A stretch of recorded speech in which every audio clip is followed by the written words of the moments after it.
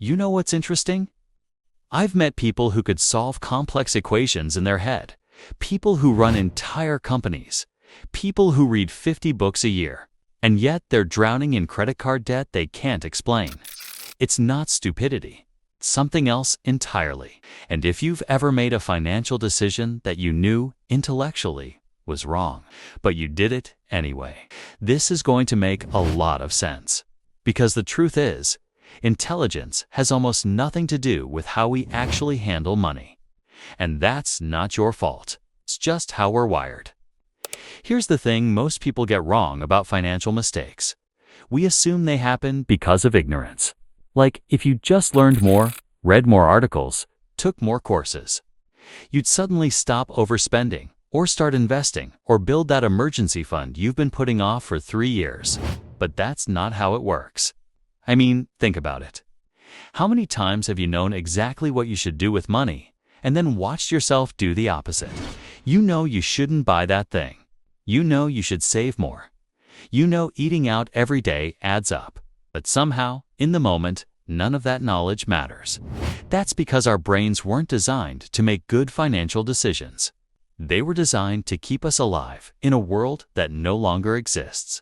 And the gap between what your rational mind knows and what your emotional brain actually does. That's where all the damage happens. Let me explain what's actually going on inside your head when you make these decisions. There's this thing called present bias. It's one of the most powerful forces in behavioral economics, and it's running your life whether you realize it or not. Basically, your brain values immediate rewards way more than future ones. Like, disproportionately more.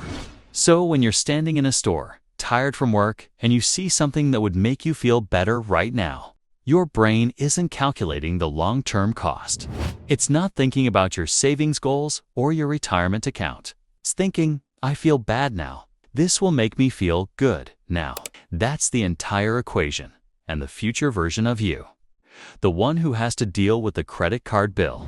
Your brain barely recognizes that person as you. Neuroscience shows that when we think about our future selves, the same part of the brain lights up as when we think about strangers. We literally treat future us like a different person, someone else's problem. That's why it's so easy to say, I'll start saving next month, because next month, you isn't really you. It's some responsible person you vaguely know. But here's where it gets even more complicated. There's another bias called loss aversion, and it's why smart people stay in terrible financial situations. Your brain feels losses about twice as strongly as it feels gains. So the pain of losing $100 feels worse than the pleasure of gaining $100. Which means, you'll do almost anything to avoid feeling like you lost. I'll give you an example.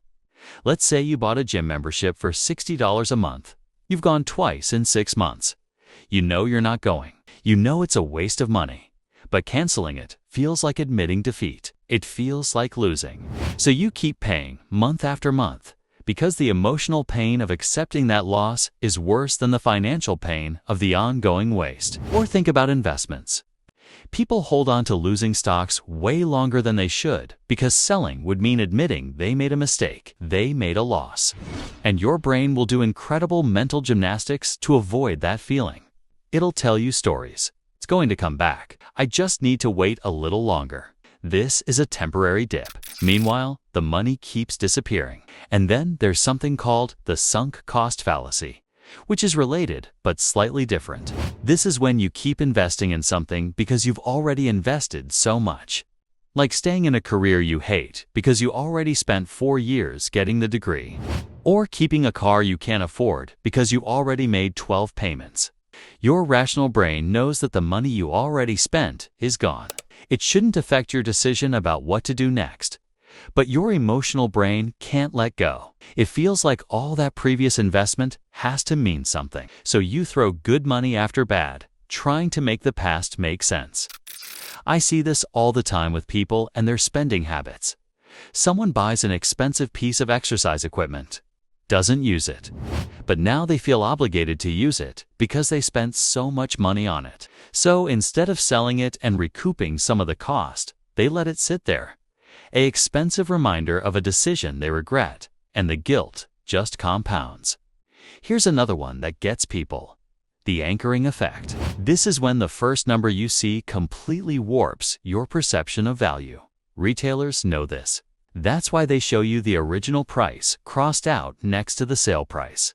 Your brain anchors to that higher number, and suddenly, you're not thinking about whether you need the item or whether you can afford it.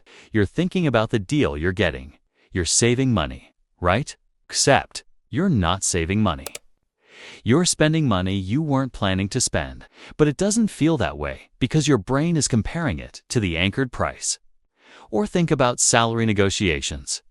If the employer throws out a number first, that becomes the anchor. Even if it's lower than what you wanted, your brain starts negotiating from that point. You might get them up a little, and you'll feel like you won, but you're still making less than you would have if you'd anchored them with a higher number first. The first number controls the conversation, always. And then there's what psychologists call mental accounting. This is when you treat money differently depending on where it came from or what category you've assigned it to in your head. Like, you might have $1,000 in your checking account and refuse to touch it because that's your rent money. But then you get a $200 tax refund and you spend it immediately on something frivolous. Even though money is money, even though it all goes to the same place. Or people who won't spend their salary on a nice dinner, but they'll blow their entire work bonus in a weekend because it feels like extra money. Like it doesn't count the same way. Your brain creates these artificial categories, and then it follows different rules for each one, which makes no logical sense, but it makes perfect emotional sense. So here's the realization that changed how I think about all of this. Your emotions aren't the enemy. The problem isn't that you feel things. The problem is that you're trying to make emotional decisions with rational tools. You can't logic your way out of an emotional response. You can't budget your way out of present bias. You can't spreadsheet away loss aversion. What you can do is design your environment so your emotional brain doesn't have to fight your rational brain in the first place. Because here's the thing about all these biases. They're not flaws. They're features. They kept our ancestors alive. The person who grabbed the immediate food survived. The person who felt terrible about losses was more careful. The person who remembered the first price they saw didn't get scammed in every trade. These instincts worked. They just don't work anymore. Not for money.